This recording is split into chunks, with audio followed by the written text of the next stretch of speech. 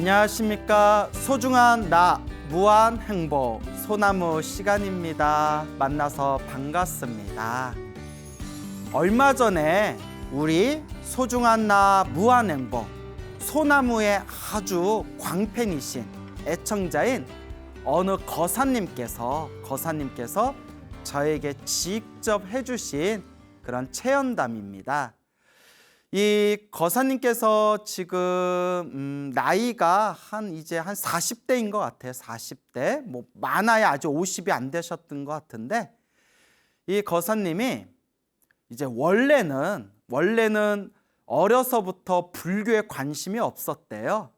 젊어서부터 그다지 젊은 시절에는 관심이 없었는데, 이제 사회생활하면서 점점 나이가 들면서 알게 모르게 이렇게 또 점점 내가 좀 마음 공부를 해야 되겠다, 내가 요 마음 수행을 좀 해야 되겠다라는 그런 생각이 들면서 사회생활하고 이런저런 일을 겪으면서 자연스럽게 이렇게 불교 공부를 시작하게 되었다고 합니다.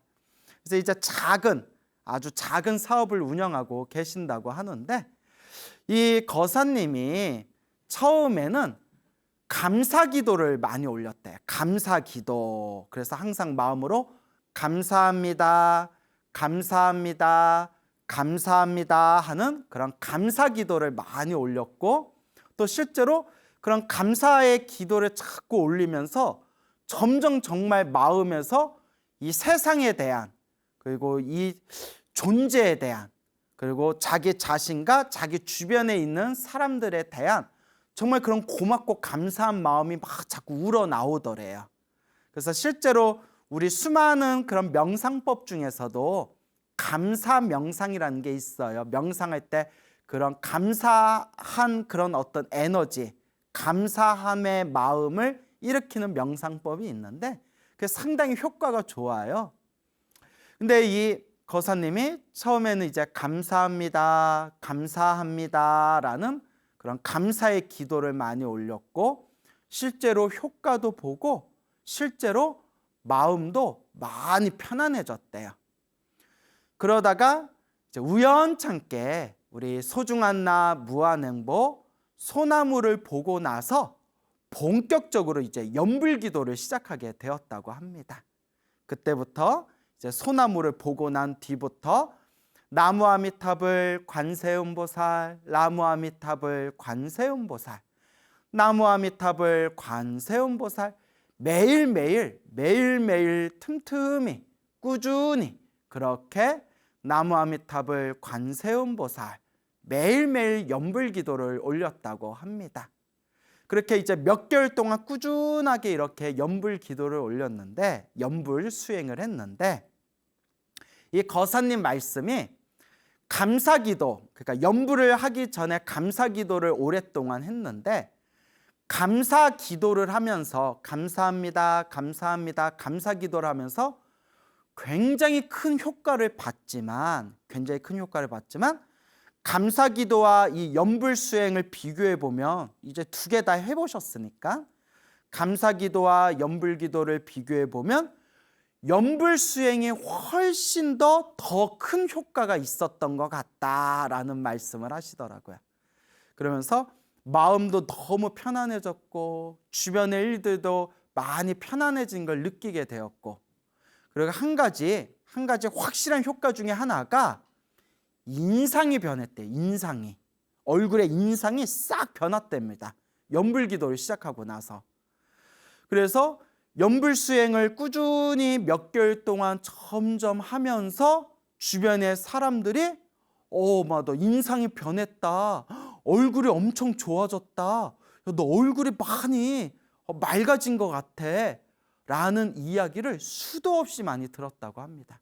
그래서 실제로 이 몇 개월 동안 연불 수행을 하기 전에 자기 얼굴과 연불 수행을 꾸준히 하고 난 뒤에 지금의 자기 얼굴을 이렇게 거울로 비춰보면 확연하게 자기가 스스로 느낄 정도로 얼굴이 많이 편안하고 맑아지고 깨끗해지고, 눈가의 그 눈도 많이 부드러워진 걸 느낀다라는 말씀을 하더라고요.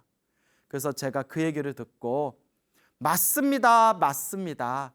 실제로 저도 주변에서 많이 체험을 했지만 기도를 많이 하시는 분들이 확실히 얼굴의 관상이 변합니다. 점점 얼굴이 맑고 깨끗해지고 얼굴에 정말 관상이 변하게 된다.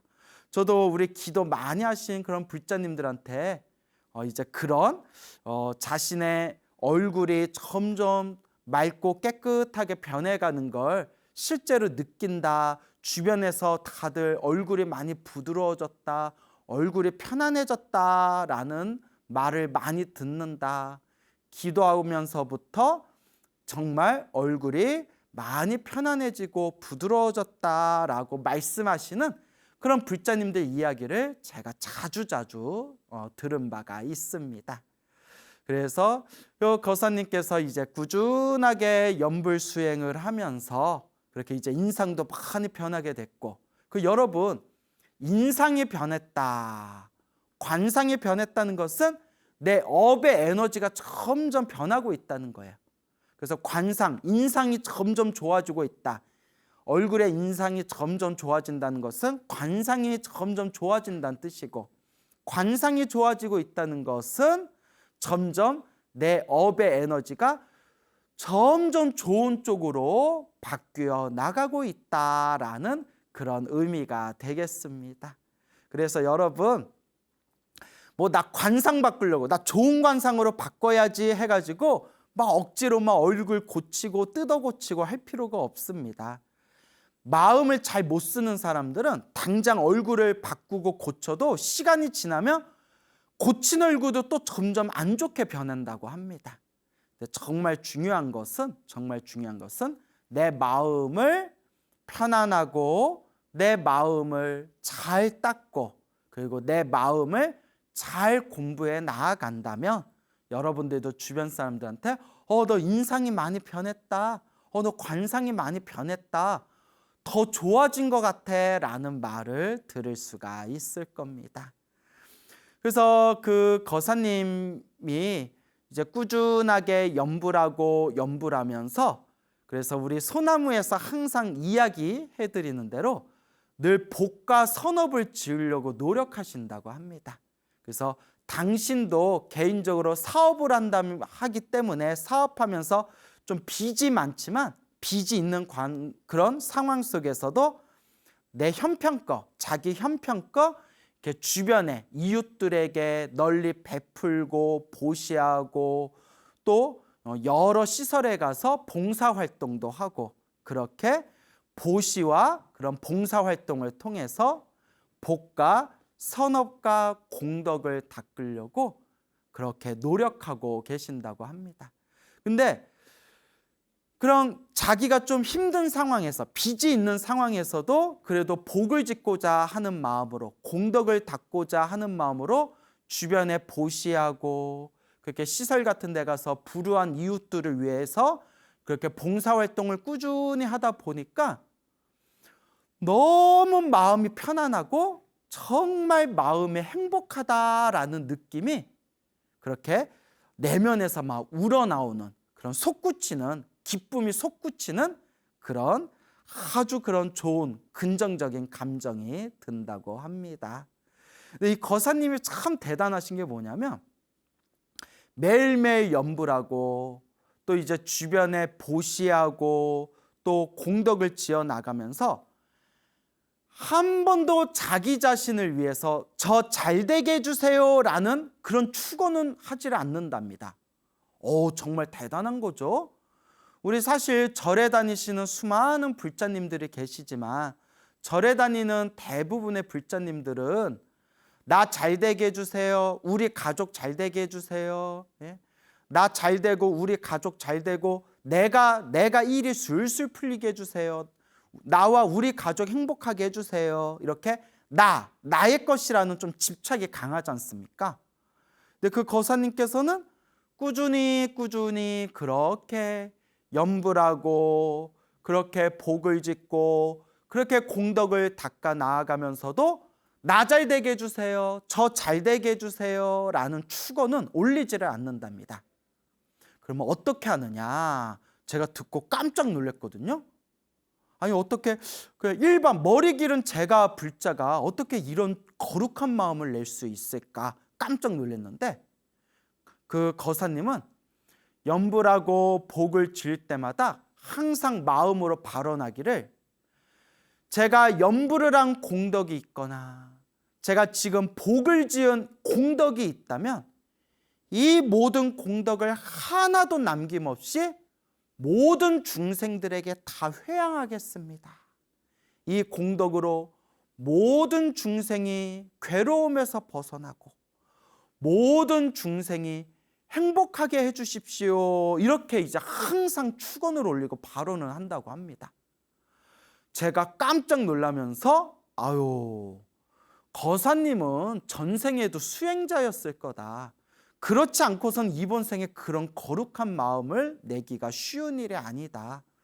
내가 지은 공덕을 하나도 남김없이 일체 모든 중생들을 위해서 다 내가 회양하겠다, 베풀겠다라는 마음을 일으킨 것 자체가 정말 대단하다, 대단하시다라고 그렇게 제가 덕담을 해드렸습니다.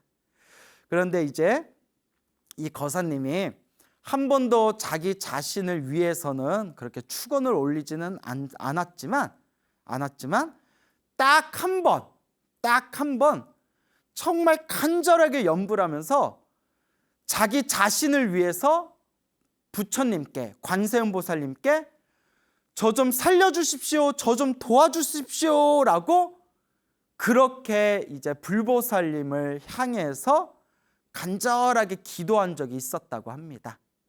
그게 무엇인고 하니, 예전에 몸살, 심한 감기 몸살에 걸린 것처럼 몸이 너무나 아프더래요. 그냥 이불 위에 쓰러져 가지고 도저히 일어나기 힘들 정도로 온몸의 근육통과 온몸의 통증이 너무 심해 가지고 정신을 차릴 수가 없을 정도였대요. 그래서 우리가 너무 힘들고 괴로울 때 우리 불자들을 의지할 게 뭐밖에 없겠습니까? 그렇죠. 부처님밖에 없지 않습니까? 불보살님에게 의지하는 수밖에 없지 않습니까? 그때 간절하게 염불하고 간절하게 염불하다가 너무나 힘들고 괴로워서 부처님, 보살님 도와주세요, 부처님, 보살님 도와주세요 라고 처음으로 자기 자신을 좀 도와달라고 그런 마음으로 간절하게 이렇게 누워가지고 염불을 했답니다. 얼마나 힘들었겠어요. 너무 힘들어서 죽을 것 같습니다. 부처님, 보살님 도와주십시오 라고 했는데, 그 염불하다가 이렇게 지쳐서 잠이 들었대요. 몸이 너무 아프고 아픈 가운데 부처님 도와주세요 염불하다가 이렇게 탈진하듯이 잠이 들었는데, 이제 생생한 꿈을 꾼 거예요. 생생한 꿈을 꿨는데, 그 생생한 꿈 속에서 이렇게 눈앞에 부처님 불상이 보이더래요. 불상. 불상이 보이는데, 그때 옆에 어떤 사람이 쓱 나타나더니 자기를 이렇게 데리고 불상 앞으로 데리고 가더래요. 옆에 어떤 사람이 자기를 불상 앞에 이렇게 데려오더니, 자, 여기 불상 앞에서 부처님 앞에서 인사 올려라, 절을 하십시오 라고 이렇게 얘기를 하더래요. 그래서 옆에서 이제 부처님한테 절하라고 하니까 이렇게 그 눈앞에 보이는 큰 불상 앞에서 부처님께 이렇게 정성스럽게 삼배를 올렸대요. 정성스럽게 이렇게 절을 올리고 인사를 드리고 난 뒤에 꿈에서 탁 깼는데 몸이 아주 상쾌하고 가볍고, 그 꿈꾸기 전에 그렇게 몸이 욱신욱신 몸이 아팠는데 그 아픈 게 흔적도 없이 싹 사라졌더랍니다. 순간 이게 가피구나. 부처님께서 항상 은은하게 우리 중생들을 보호하고 도와주시는구나 라면서 마음으로 부처님의 가피에 대한 그런 확신이 더욱 깊어지고 불심이 더욱 깊어지는 그런 계기가 되었다고 합니다. 그래서 이 거사님이 지금도 열심히 봉사활동 하시고 주변에 좋은 보시, 나눔도 하시고 그리고 지금도 열심히 연불수행하면서 그렇게 아주 신행생활을 잘하고 있는 그런 정말 모범되는 그런 불자님, 그분의 직접 체험하신 이야기를 제가 들었던 걸 여러분들에게 소개해드리는 바입니다. 참 대단하죠? 그래서 여러분들도 항상 기도하실 때 나만 잘되게 해주세요 라고 기도하지 마시고 기도의 마지막에는 반드시 사홍서원, 중생을 다 건지겠습니다. 모든 번뇌를 다 끊겠습니다. 법문을 다 배우겠습니다. 불도를 반드시 이루겠습니다. 항상 사홍서원으로 기도의 마무리를 하시고 그리고 그렇게 개인적인 소원을 빌더라도 모든 중생이 행복하여지이다, 모든 중생이 성불하여지이다 라는 마음으로 항상 기도의 마무리를 하시기 바랍니다. 그러면서 우리의 마음이 점점 저 성불의 경지로 조금씩 그렇게 부처님을 향해 닮아가게 될 것입니다. 제가 굉장히 아끼는 그런 젊은 후배 스님이 있어요. 후배 스님이 이제 한 30대 중반 정도 됐겠네요. 이제 그 후배 스님을 처음 봤을 때가 그 스님이 20대에 그 스님이 동국대학교 다닐 때 그렇게 처음 봤던 그런 아끼는 그런 젊은 후배 스님이 있습니다. 아주 그냥 키도 크고 얼굴도 잘생긴 그런 후배 스님이에요. 이 스님께 또 제가 직접 들은 이야기인데, 이 후배 스님이 이제 20대 젊은 나이에 출가를 했어요. 20대 젊은 나이에 출가를 했는데 출가하기 전에 그 젊은 나이에 불교에 몇 년 동안 푹 빠져가지고 출가하기 전에 이렇게 불교에 부처님의 가르침에 깊이 푹 빠져서 불교 공부, 신행생활을 좀 열심히 했답니다. 그래서 출가하기 전에 법화경을 한 100번 정도 읽었대요. 법화경을. 야, 대단하죠? 그 묘법연화경, 법화경이 두껍지 않습니까? 그걸 이제 한 100번 정도를 읽었다. 거의 한 100번 정도 읽은 것 같습니다. 라고 그렇게 이제 말씀을 하더라고요.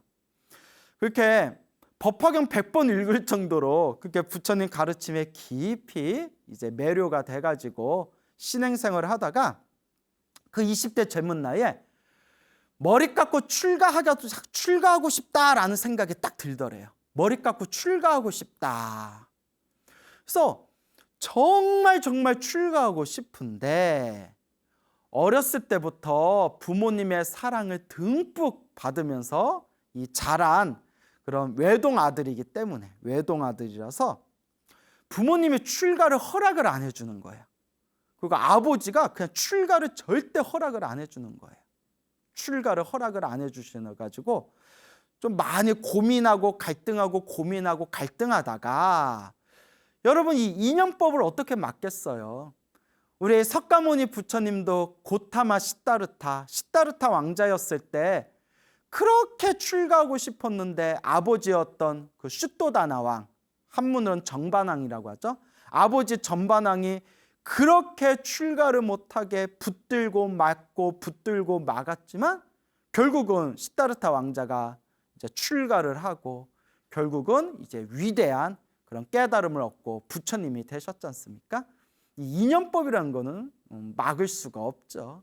이 세상의 존재 자체가 인연 따라 일어나고 인연 따라 사라지는 건데, 그래서 이 스님이 결국 이제 야밤도주 하듯이 이제 집을 나와서 머리를 깎고 이제 출가를 하게 됩니다. 이제 머리 깎고 출가를 했는데 이제 나중에 그렇게 출가를 반대했던 그 아들이, 그토록 이제 눈에 넣어도 아프지 않은 아들이 이제 출가를 했다라는 소식을 머리 깎고 준 절에 들어갔다. 그러니까 이제 소식이 다 끊겼잖아요. 그러다가 머리 깎고 절에 들어갔다라는 이야기를 아버지가 딱 들으셨는데 의외로 담담하시더래요. 뭐 화를 내고 엄청 막 난리치실 줄 알았는데 나중에 들은 얘기가 그냥 담담하게 그냥 그렇게 머리 깎고 출가했구나. 결국 출가했구나. 이렇게 담담하게 받아들이시더래요. 희한하다. 아버지가 마음을 비우셨나? 아버지가 마음을 비우셨나? 그런데 나중에 이제 아버지께 직접 들은 이야기가 또 기가 막혀요. 아버지가 이제 아들이 출가할 때 그 즈음에 아버지는 이제 아들이 출가했다는 것도 모르고 이제 집에서 이제 아버지께서 지내고 계시는데 3일 동안 연속해서 아주 생생한 꿈을 3일 동안 연속해서 3번을 꾸셨대요. 어떤 꿈을 꾸셨냐면 아버지 말씀이 첫째 날 꿈에 어느 노스님이 나타나셨대요. 이렇게 노스님이 나타나셔서 가스레인지 위에다 동그란 동글동글한 냄비 3개를 이렇게 올려놓고 이제 냄비 3개를 올려놓고 아직은 때가 아니다 이런 말씀을 하더래요. 잘 기억해 두세요. 동그란 냄비 3개를 올려놓고 아직은 때가 아니다 하고 노스님이 이야기하시더래요. 그래서 잠에서 이렇게 깼대요. 그러니까 너무 생생해서 좀 뭔 꿈이야? 이게 무슨 꿈인가? 그 다음날 둘째 날에 또 꿈을 꾸셨는데 그 노스님이 또 나타나셨대요. 노스님이 나타나셔서 그 똑같은 그 동그란 냄비 3개에다가 물을 올려놓고 물을 팔팔 끓이시더래요. 뭐 라면을 끓여 드시려고 했는지 국수를 끓여 드시려고 했는지 동그란 냄비 3개에다 물을 넣고 그걸 팔팔 이제 끓으면서 노스님이 이제 때가 되었다 이렇게 말씀하더래요. 이제 때가 되었다. 그 잠에서 이렇게 딱 깼대요. 아버지가 이제 때가 되었다. 무슨 때가 됐지? 때밀 때가 됐다는 건가? 목욕탕 가라는 뜻인가? 이건 제가 농담을 한 말이에요.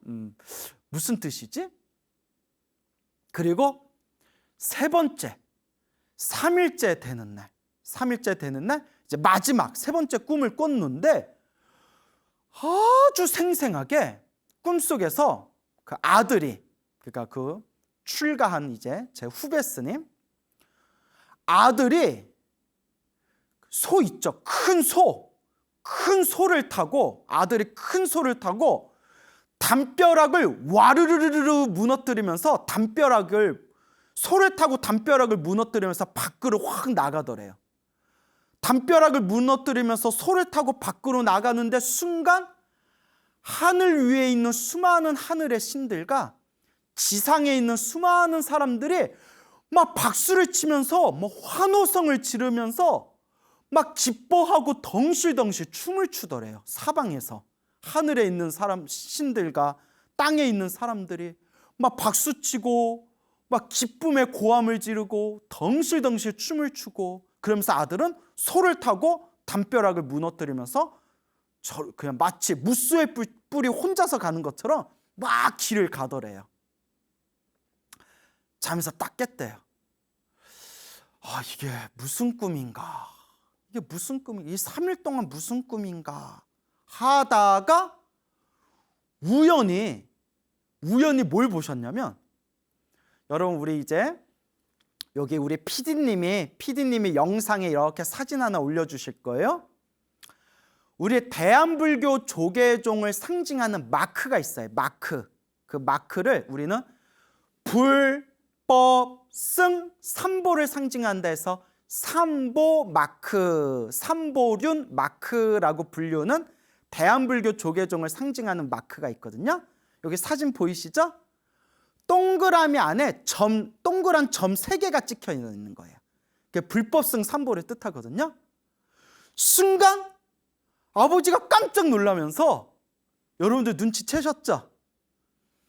꿈에서 노스님이 나타나셔서 동그란 냄비 3개를 올려놨다고 했잖아요. 그 동그란 그 냄비 3개를 올려놓은 위치하고 똑같이 생겼더래요. 대한불교 조계종 삼보마크하고 똑같은 그 모습, 그 위치대로 꿈에서 노스님이 나타나셔가지고 그 동그란 냄비를 올려놓고 아직은 때가 아니다 첫째 날 말씀하시고, 둘째 날은 물을 팔팔 끓이면서 이제 때가 되었다. 그리고 세 번째 날은 아들이 소를 타고, 불교에서 소가 상징하는 게 뭐예요? 불교에서는 소를 깨달음에 상징하거든요. 소를 타고 담벼락을 무너뜨리면서 저 막 길을 척척 저 먼 길을 떠나니 하늘 위 하늘 아래 모든 하늘의 신들과 사람들이 막 박수를 치고 기뻐하면서 덩실덩실 이제 춤을 추는 그런 꿈을 꿨잖아요. 그 순간 아버지가 출가했구나, 머리 깎고 출가했구나 라는 걸 그때 아버지가 꿈을 통해서 딱 그 느낌을 받으셨대요. 그리고 아버지가 이미 꿈에서 그걸 이제 느끼셨으니까 마음을 이렇게 비워놓고 이제 담담히 이제 마음을 비워놓고 아들이 이제 출가했다라는 이야기를 나중에 들으신 뒤에도 이미 마음으로 짐작을 했기 때문에 그냥 그러려니 이렇게 이제 담담하게 이제 마음을 그렇게 이제 비우시고 받아들이셨다고 해요. 근데 그렇게 이제 아들이 출가하는 걸 반대하셨지만 지금은 그 누구보다도 독실한 불자로서 이제 출가한 스님이 된 아들을 아주 자랑스러워 하신대요. 예, 참 훈훈한 결말이죠. 자, 그래서 이 후배 스님이 오래전에 이제 행자 시절에 경험했던 일이래요. 행자 시절에 어디 방에서 잠을 잔 적이 있었는데, 어디 절에 어디 그런 작은 방에서, 사찰의 작은 방에서 이렇게 잠을 잤는데 무언가 한밤중에 그냥 시커먼 꿈틀꿈틀거리는 어떤 뭔가 큰 덩어리가 가슴을 꽉 누르면서 온몸이 완전히 가위에 눌려버렸대요. 이 스님이 완전히 가위에 딱 눌러버렸대요. 그러니까 정신은 번쩍 떴는데 몸을 막 움직일 수가 없는 거예요. 여러분 가위 눌려본 적 있으신가요? 정말 정신은 깨었는데 몸을 막 움직이지 못하는 거예요. 그 공포심이 대단하죠. 정말 눈에 보이지 않지만 정말 살아있는 무언가, 어떤 덩어리가 막 온몸을 막 그냥 가슴을 막 내려누르고 있더래요. 도저히 막 몸을 움직일 수가 없을 때 마음속으로 관세음보살, 관세음보살, 관세음보살 연부를 하니까 이렇게 손을 좀 움직일 수가 있더래요. 손을. 그래서 관세음보살 연부를 하면서 손을 이렇게 모았대요. 누운 상태예요. 누운 상태에서 가위에 딱 눌려가지고 손을 천천히 양손을 모아서 누운 상태에서 가슴 앞에서 딱 합장을 했대요. 누운 상태에서 가슴 앞에서 딱 합장을 했는데 양손을 모아서 합장하는 데까지 그냥 체감상 몸으로 느낀 시간이 한 10분은 걸린 것 같더래요. 10분 동안 그 젖먹던 그 힘까지 다 쏟아부으면서 가슴 앞에서 이렇게 합장을 한 거예요. 그러니까 오라지게 그냥 가위에 심하게 이제 눌러버린 거죠. 가슴 앞에서 딱 합장을 하면서 관세음보살, 관세음보살, 관세음보살 살려주세요 관세음보살님 하는 순간 뻥 하면서 가슴이 뻥 하고 시원해지면서 그 시커먼 덩어리가 몸에서 완전히 뻥 하고 튕겨져 나가는 걸 느끼면서 몸과 마음이 확 편안해지더래요. 그러면서 눈앞에 환한 광명이 펼쳐지면서 그 빛 속에서 관세음보살님이 다 나타나셔서 자기를 이렇게 바라보시더랍니다. 그러면서 관세음보살님, 그런 체험을 생생하게 하면서 이 후배 스님도 원래 불심이 깊었지만 훨씬 더 불심이 깊어지고 정말 연불 공덕이 있구나, 정말 기도 가피가 있구나, 불보살님 가피가 정말 있구나 라는 걸 정말 뼛속까지 확실하게 체험을 했다고 합니다. 그러면서 지금도 아주 성실하게 열심히 그렇게 연불하고 그렇게 경전을 독송하면서 지금도 아주 수행 생활을 잘하고 있는 그런 잘생긴 후배 스님이 하나 있습니다. 그 스님께 제가 직접 들은 이야기입니다. 참 이런 이야기 들으면 이제 뭐 스님인 저조차도 참 이렇게 환희심이 나요. 그 눈앞에 펼쳐진 관세음 보살님이 환한 광명 속에서 관세음 보살님이 나타나셨을 때 그게 정말 관세음 보살님이 나타난 걸 수도 있고 아니면 그냥 내 마음이 만든 환상일 수도 있지만 중요한 거는 힘들고 괴롭고 그 고난에 빠졌을 때 간절하게 관세음 보살을 연불하면 반드시 관세음 보살님이 그 사람을 구해 주시리라 라는 그런 법화경 관세음 보살 보문품에 나오는 이런 부처님의 말씀, 이 관세음 보살님의 가피가 분명히 존재하는구나 라는 것을 우리가 수많은 불제자들의 그런 가피 체험담을 통해서 우리가 이 마음의 중심을 세울 수가 있는 겁니다. 그래서 여러분 의심하지 마시고 한번 간절하게 기도해 보십시오. 그냥 어설프게 기도하지 말고 정말 간절하게 정성스럽게 좋은 일이 일어나면 좋은 일이 일어나는 대로, 나쁜 일이 일어나면 나쁜 일이 일어나는 대로, 좋다 싫다 즐겁다 슬프다 그런 마음도 다 비워놓고 오직 부처님을 믿고 한번 연불을 하고 기도해 보시기 바랍니다. 불보살님 가피가 분명히 우리와 함께 할 겁니다. 그리고 또 제가 아끼는 또 다른 또 후배 스님이 있어요. 그 스님도 이제 30대인 스님인데 제가 또 아끼는 그런 아주 착한 좋은 후배 스님이 있는데 이 스님이 또 저한테 직접 해준 얘기예요. 아주 착해요. 참 제가 좋아하는 스님인데 이 후배 스님이 이제 출가한 지 한 10년 됐나? 머리 깎고 출가한 지 한 10년 됐는데 나름 밖에서 명문대에 다닌 그런 인재예요. 이제 머리도 똑똑하고 그리고 착하고. 근데 이 스님이 이제 10년 동안 이제 이렇게 이제 한국에서 공부를 하면서 뭔가 이제 좀 타성에 젖은 그런 어떤 버릇을 좀 깨고 그리고 좀 견문을 널리 넓히고 또 새로운 마음으로 공부하자라는 그런 마음에서 이제 외국에 미국에 있는 대학에 이제 유학을 가려고 준비를 했어요. 그래서 이제 뭐 그냥 뭐 방송이니까 어느 대학인지 좀 대놓고 말하기는 뭐하고 그냥 여러분들 머릿속에 떠오르는 미국에 있는 세계에서 가장 유명한 인류 대학교 하면 대충 뭐 떠오르는 대학교들이 있죠. 세계에서도 가장 유명하고 손꼽히는 미국에 있는 인류 대학교에 아마 종교학 쪽으로 가겠죠. 종교학을 이제 공부하고 불교를 좀 더 깊이 이제 세계 불교 속에서 견문을 넓히고자 그런 새로운 마음으로 목표를 세우고 그 미국에 있는 대학교에다가 이제 뭐 대학교에 입학하려고 준비를 이렇게 많이 했는데 그 최종 결과에 불합격을 했대요.